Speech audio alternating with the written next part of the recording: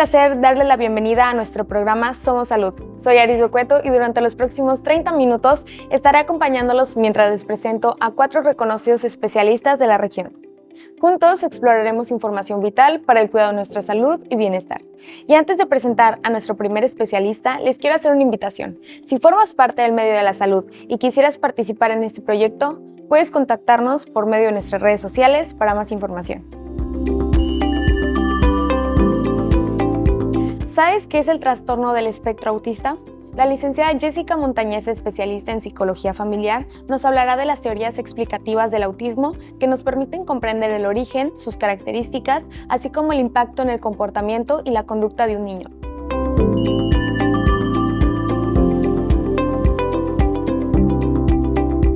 ¿Conoces las teorías explicativas del autismo? Bueno, las teorías explicativas del autismo nos permiten conocer el origen precisamente de las características del autismo y así poder comprender el comportamiento y la conducta que se presenta. Una de las teorías explicativas del autismo es la teoría de la mente. La teoría de la mente nos dice que es la habilidad que tenemos todas las personas para poder predecir, para poder comprender y para poder entender el comportamiento o la conducta de las otras personas, así como también sus creencias y sus intenciones. Para eso nosotros vamos a utilizar todas nuestras experiencias previas, también vamos a utilizar la lectura gestual. ¿Qué es esto de la lectura gestual?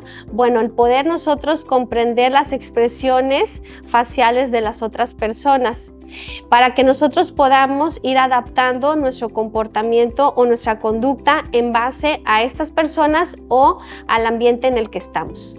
¿Pero qué sucede en el autismo? Bueno, ellos van a tener retos precisamente en poder expresar las emociones, en poder interpretar las emociones de otras personas. Las respuestas emocionales pueden estar presentes o no.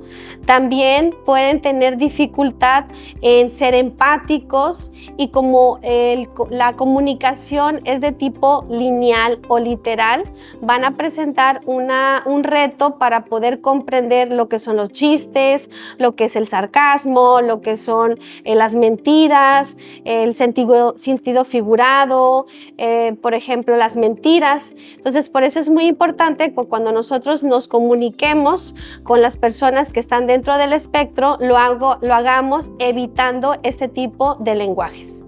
Otra teoría explicativa nos habla acerca de las funciones ejecutivas. ¿Qué son las funciones ejecutivas? Bueno, es un conjunto de habilidades cognitivas que las personas tenemos para ayudarnos a adaptarnos, solucionar y también podernos adaptar al medio en el que estamos. Ahora, estas funciones ejecutivas hay varias, como es la planeación, la organización, el automonitoreo, pero hay 3 funciones ejecutivas que están relacionadas con la autorregulación, que es el control inhibitorio, que es la flexibilidad cognitiva y también lo que es la memoria de trabajo. ¿Qué es el control inhibitorio? Es lo que a nosotros nos va a permitir ir modulando nuestra conducta. También nos va a permitir tener un control de nuestros impulsos. ¿Qué sucede en el autismo? ¿Cuál es el reto aquí? Bueno, en este caso, cuando hay una situación que a las personas, por ejemplo, quieren, no sé, el mismo vaso, la misma color de silla, cuando no se les está dando o cuando no lo están obteniendo, la respuesta emocional puede ser algo completamente inapropiada. Por ejemplo, o si ellos quieren algo que es de su interés, pues se dirigen, lo toman sin tomar en cuenta lo que está sucediendo a su alrededor. Otra de las funciones ejecutivas que tienen que ver con la autorregulación es la flexibilidad cognitiva. Esto a nosotros nos ayuda precisamente a irnos adaptando a lo que es los cambios, a lo que son situaciones nuevas, así como también nos ayuda precisamente a buscar diferentes opciones en cómo nosotros vamos resolviendo. ¿Cuáles son los retos dentro del autismo en esta teoría? Pues precisamente que se les va a dificultar ver diferentes opciones. Por lo regular quieren resolverlo o quieren una sola opción y entonces no logran o no consiguen encontrar rutas alternas. También presentan una baja tolerancia a la frustración y también hay una dificultad precisamente para poder adecuarse a lo que está sucediendo. Es muy importante que nosotros recordemos que para una persona con autismo el ambiente tiene que estar estable, tiene que estar un ambiente planeado, un ambiente organizado. Las actividades que nosotros pongamos tienen que estar muy bien secuenciadas, tienen que estar divididas en pasos y estos pasos tienen que estar precisamente ordenados. Y es algo muy importante utilizar un reforzamiento positivo para que nosotros cada vez que ellos tengan un logro, un éxito, nosotros poderlos reforzar y así evitar lo que es el uso de un castigo físico o utilizar el ensayo y el error. Yo los invito a que se acerquen a un especialista para la detección y diagnóstico oportuno y así iniciar un tratamiento adecuado. Si detectas en tu hijo alguna señal que indique síntomas de autismo, no dudes en acudir a un especialista. La detección y diagnóstico oportuno es muy importante para poder iniciar un tratamiento de acuerdo a sus necesidades. ¿Por qué es importante llevar a tus hijos al pediatra? El doctor Ramón Gómez, especialista en pediatría, nos platicará el por qué es conveniente llevar a los niños a consulta con un especialista.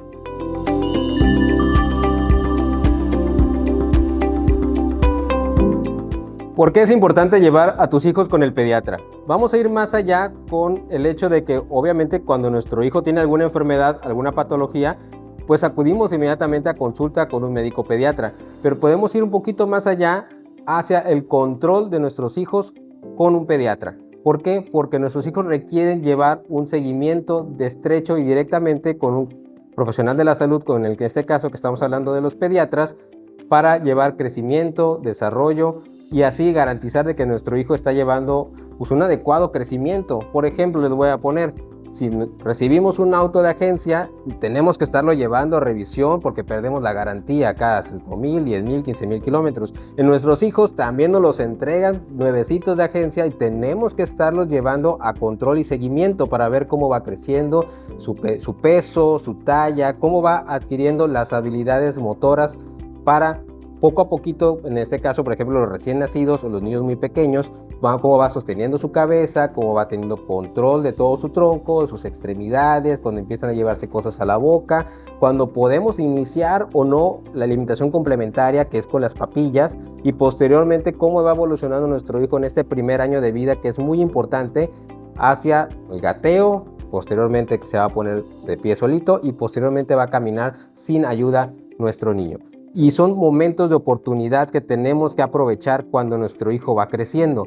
¿Por qué? Porque este tiempo, si no detectamos alguna anormalidad en su crecimiento, es tiempo perdido más adelante y que puede llegar a tener consecuencias y complicaciones graves en una etapa mayor en su infancia o inclusive en la adolescencia. Entonces, por eso es muy importante llevar un control. Después de estos primeros 12 meses o este primer año de vida, a lo mejor que sí va a ser más estrecho el control que tiene que ser cada mes para estar evaluando todo lo que les estoy comentando de su crecimiento del paciente, poder espaciar más las consultas cada 2 meses, cada 4 meses, de acuerdo al desarrollo de nuestros hijos. Podemos ir evaluando si el paciente ya no requiere ese apego tan estrecho de su crecimiento y de su nutrición.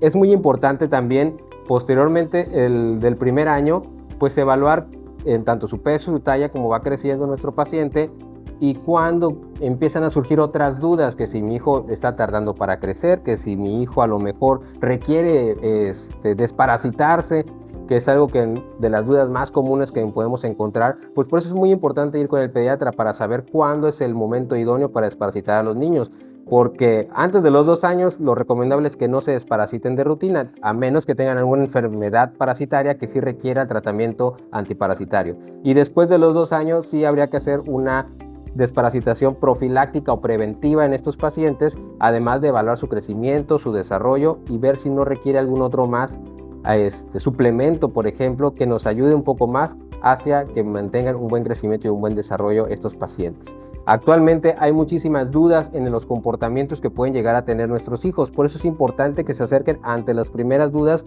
con un médico pediatra. Tenemos algunas enfermedades que no es que sean nuevas, sino que antes no las diagnosticábamos, como el trastorno de déficit de atención, como el paciente con autismo, donde podemos identificar algunos factores que podamos ayudar al paciente a encaminarlo con los especialistas que requiera y evitar que tengan complicaciones más adelante. Normalmente son niños que llegan a sufrir mucho por el autoritarismo que podemos tener en las escuelas o los mismos padres y por no tener una buena cultura de llevar a nuestros hijos a revisión con el pediatra y además, bueno, que pues esto va a afectar directamente en su aprovechamiento escolar diario. Es muy importante que tenemos que darle seguimiento a esos pacientes también más grandes y sobre todo si encontramos alguna enfermedad. Si el paciente en esta área, en esta zona de la República en la que vivimos, hay muchísima humedad, tenemos muchísima humedad tanto en el agua, acá en el mar, tenemos lagunas, un sistema lagunario muy grande con ríos, donde tenemos que identificar, por ejemplo, las alergias. Aquí en la zona de Tampico, Madero, Altamira, la zona conurbada del sur de Tamaulipas, hay muchísima alergia. Entonces tenemos que aprender a hacer un buen diagnóstico y darle tratamiento y seguimiento y control a ese paciente para evitar que tenga ausentismo escolar o problemas en guardería también, que no lo estén recibiendo en la guardería por algún problema que se puede revisar y checar y tratar con la prevención y el cuidado en nuestros pacientes. En conclusión, acérquense con su médico pediatra, acérquense con nosotros para brindarles toda la información necesaria sobre el seguimiento que debe llevar sus hijos. Recuerden, los primeros 12 meses el seguimiento debe de ser mensual. Después de los 12 meses se puede espaciar cada 2-4 meses dependiendo las necesidades de cada paciente, pero lo importante es acercarse para tener una mejor información de primera mano con un especialista. El seguimiento pediátrico garantiza el bienestar y desarrollo óptimo de los niños. Acérquense a un pediatra para obtener información especializada y seguir el desarrollo saludable de sus hijos, así como para prevenir o detectar a tiempo problemas de la salud y evitar complicaciones futuras. ¿Qué es la maloclusión dental? El doctor Luciano Ruiz nos dirá cómo se puede solucionar este problema con un tratamiento de ortodoncia, ya sea con brackets o alineadores invisibles.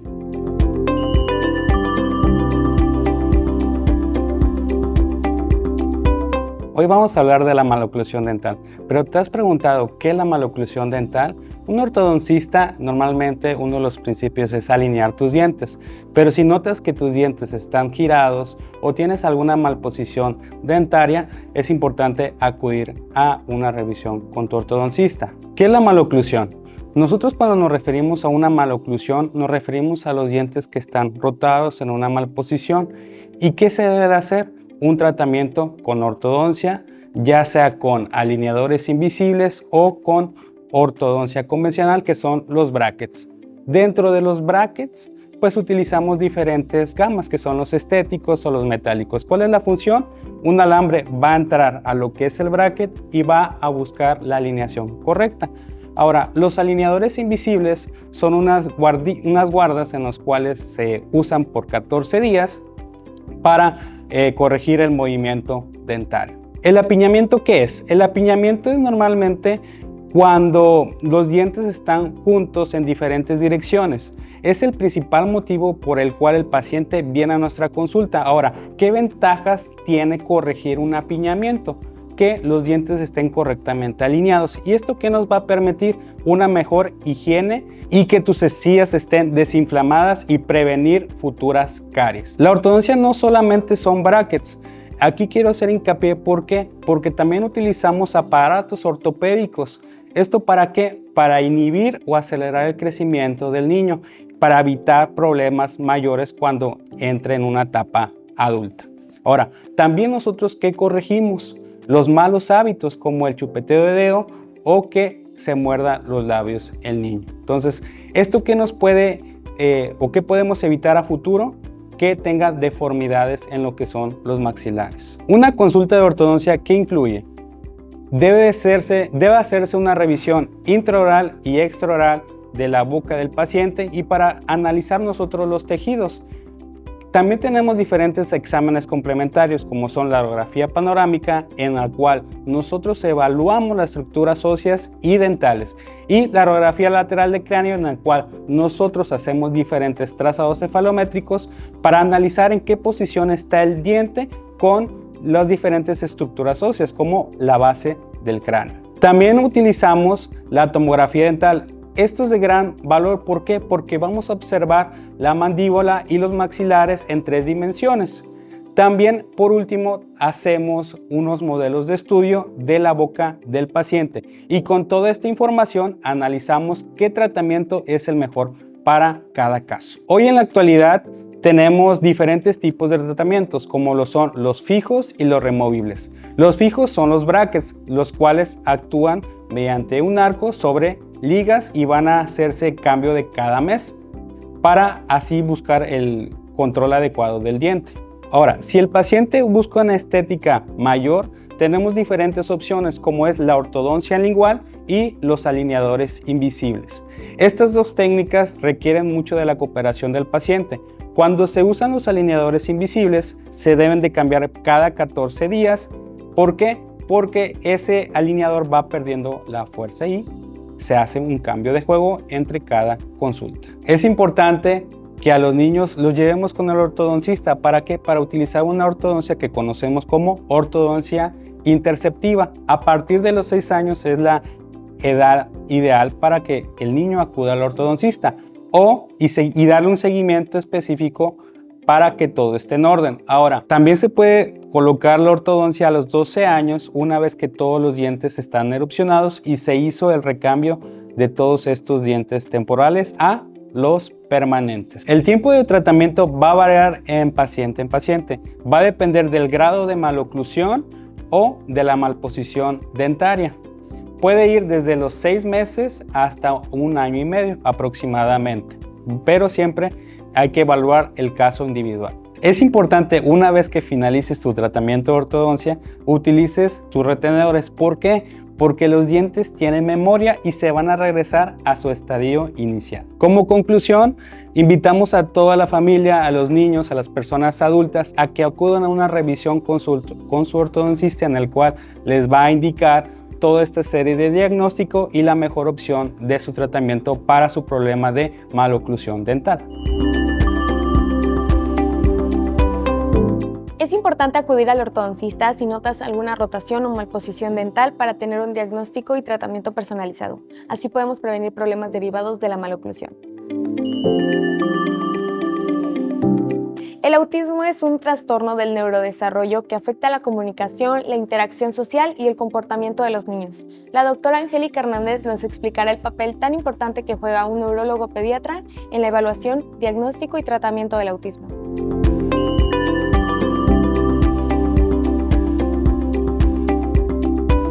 El día 2 de abril fue el Día Internacional de la Concientización del Autismo.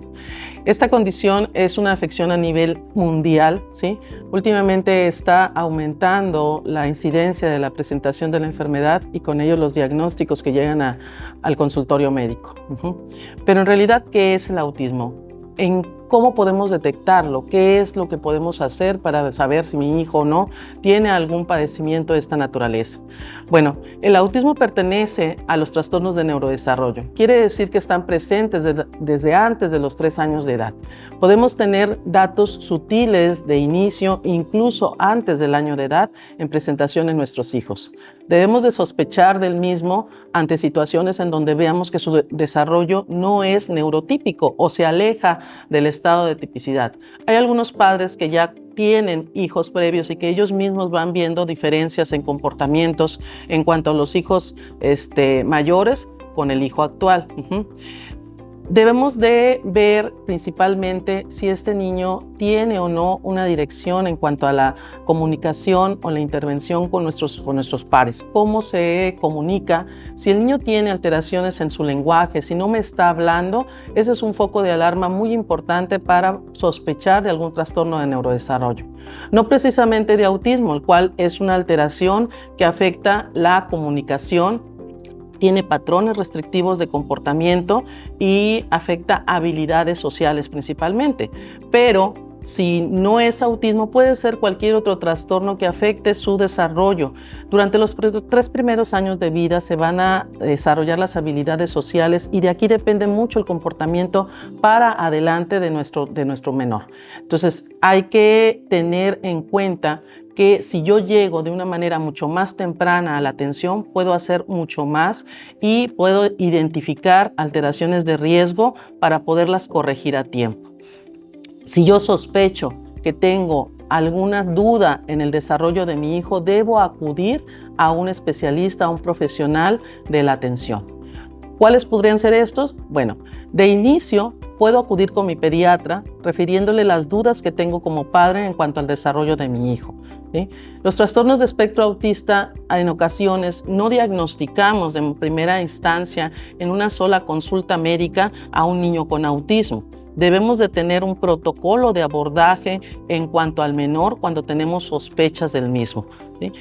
Ya una vez que el padre identifica conductas de riesgo, puede acudir con su pediatra y el pediatra hará lo pertinente en derivarlo ya sea a un terapeuta de lenguaje o a un especialista de neurología pediátrica o de paidopsiquiatría. En condiciones habituales generalmente los derivan a neurología pediátrica, ya que en trastornos de neurodesarrollo debemos de ver si hay otras condiciones asociadas y es cuando vienen los estudios de abordaje por parte de neurología pediátrica. Los estudios de abordaje que nosotros realizamos incluyen lo que son estudio de electroencefalograma, estudio de resonancia magnética. El autismo no se diagnostica con un estudio en particular en sangre que me diga es positivo o negativo a autismo. No se diagnostica con un estudio de electroencefalograma, no se diagnostica con un estudio de imagen. Se diagnostica con test específicos, entrevista con los padres, ver cómo se comporta el paciente, ¿verdad? Hacerle por parte de neuropsicología algunas pruebas enfocadas a comunicación. Sin embargo, estos estudios nos van a orientar en la presentación de otra sintomatología u otras comorbilidades asociadas. El diagnóstico actualmente también incluye pruebas genéticas que podemos determinar genes que están involucrados en el padecimiento de trastornos de espectro autista y que nos dicen muchas de las veces el pronóstico de este niño. Porque algunos padres dicen, mi hijo tiene autismo y tengo otros 2 compañeritos que tienen lo mismo, diagnóstico, pero ellos hablan y mi hijo no. Hay algunos genes que son más penetrantes y ahí podemos determinar el pronóstico en cuanto a padecimientos como son el desarrollo intelectual, el desarrollo del habla.